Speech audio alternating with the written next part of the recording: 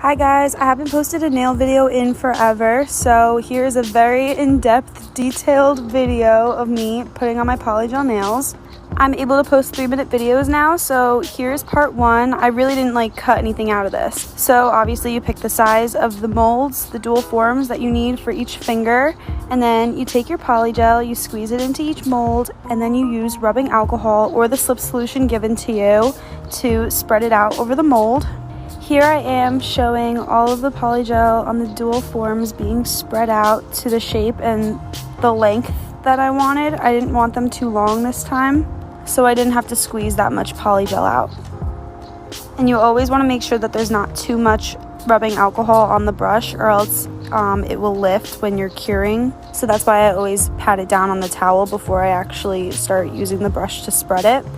And then here I am painting on the base coat and curing that for 1 minute. Okay, now this part is always the trickiest. You have to put the dual form on the nail and then you have to flip it upside down. Well, you don't have to. I like to, because otherwise it will just touch your skin underneath and will be really uncomfortable.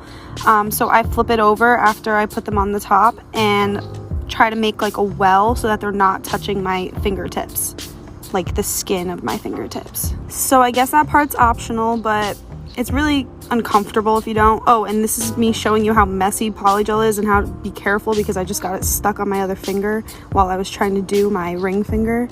So that's super annoying, but it's pretty easy to get off. Oh, and they have those clamps that you can use to keep the dual form on your nail.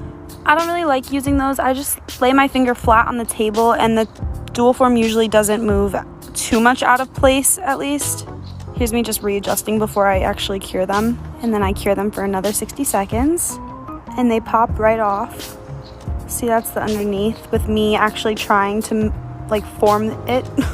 And I wanted to show that you don't actually need a buzzer to shape your nails, so I did my thumb with just a nail file. And it did take longer, but it's possible. So you don't actually need a buzzer or an electric nail file.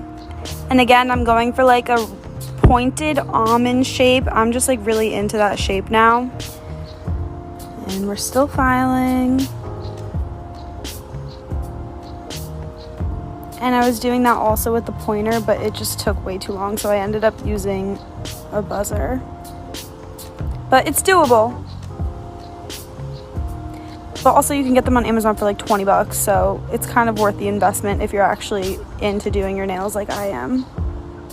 And come back for part 2 to see the rest of the nails being filed and shaped.